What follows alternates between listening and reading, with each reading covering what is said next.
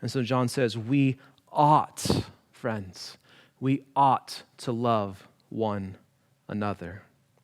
Now, I want to make a very practical and I think crucial application of this love, because we find ourselves in an unprecedented, chaotic situation called COVID-19.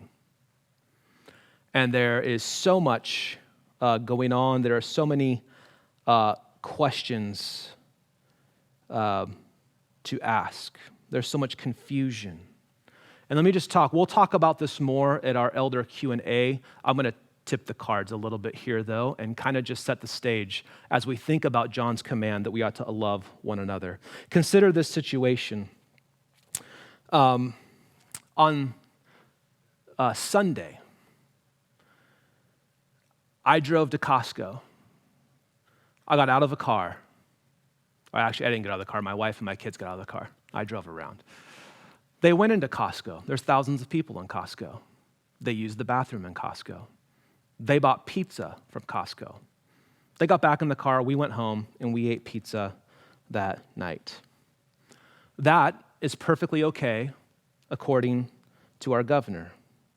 However, earlier that day, we drove to church. The number of people was significantly less than 1,000. We were parked apart from each other. According to the governor, we can not get out of our cars, and we cannot serve communion, and we absolutely cannot use the restroom. The standards are arbitrary at best. Now consider this. We are commanded to obey our authorities. What should we do, and how should we do it? Let me give you another scenario. Let's say an aging father who has had some health concerns not associated to respiratory health. An aging father with some health concerns reaches out to his son and shares that he would like to come by and spend some time with his family. They'd like to be together. It's been a while. The state says that we cannot do that right now. The Bible tells me to honor my father, and it tells me to honor the governor. I have biblical commands to do both, and the commands are in conflict. What should I do? How should I respond? Now, here is the thing.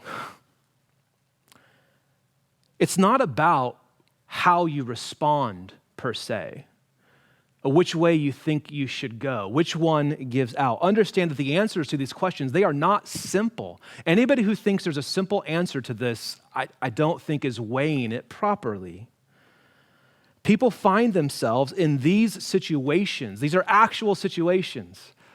And they're struggling to figure out what do they do when the scripture says to do this and to do this, and yet these things, for whatever reason, right now, find themselves in conflict. Now, my point is not to give you the answer of how to resolve the issue.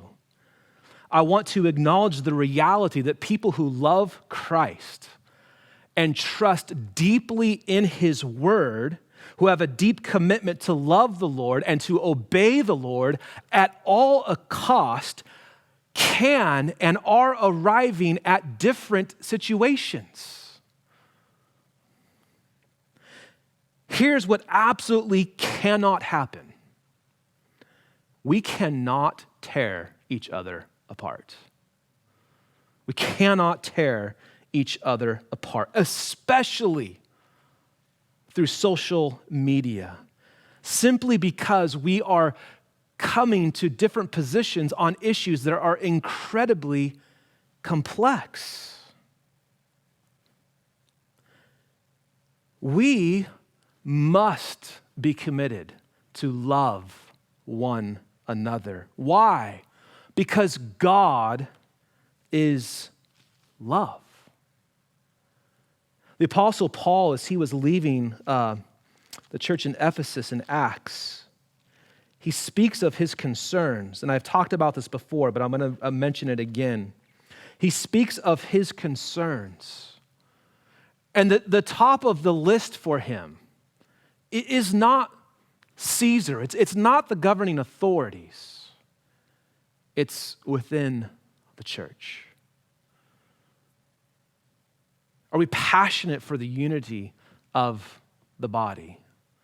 We take seriously that loving one another is incredibly costly and difficult. How difficult is it? Look at the cross. That's what it costs.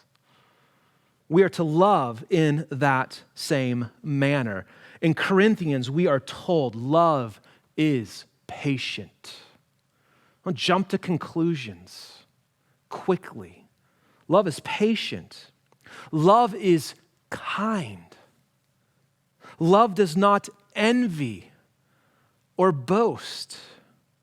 It is not arrogant. It is not rude. It does not insist on its own way. It is not irritable or resentful. It does not rejoice at wrongdoing, but rejoices with the truth. Love bears all things. It believes all things. It hopes all things. It endures all things. Friends, we need to be careful that as we are wrestling with these issues, and we ought to wrestle with them, and they are not easy or simple, we need to make sure that we are loving one another. God is love, and therefore we ought to love one another. We ought to assume the best. If people are doing things that are confusing you, assume the best. If somebody does something that doesn't make any sense to you, assume the best. If somebody comes to a different conclusion about something, assume the best, because love is patient and kind, and it believes all things. So I want to exhort you as we are exhorted this morning or this evening from the Apostle John. We ought to love one another.